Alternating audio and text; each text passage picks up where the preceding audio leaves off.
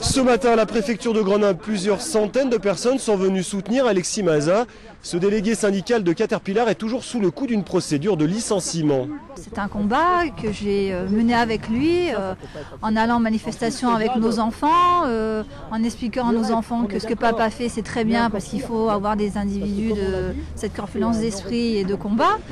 Si Aurore, l'épouse d'Alexis Mazat, reste son plus fidèle soutien, nombreux sont les collègues élus et syndicalistes qui sont venus épauler le délégué de Caterpillar sous le coup d'une nouvelle procédure administrative et dont le sort sera scellé en janvier par le ministre du Travail.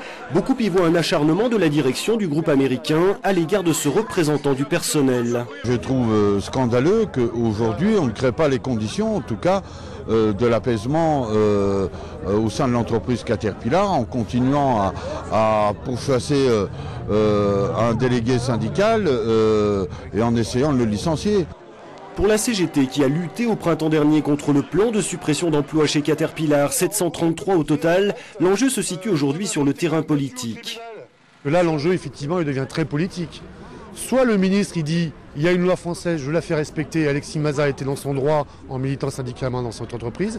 Soit le ministre dit, c'est un groupe américain qui décide du dialogue social dans ce pays. Xavier Darcos, ministre du Travail, est le premier à dire qu'il faut des syndicats forts afin qu'il y ait un dialogue social de qualité.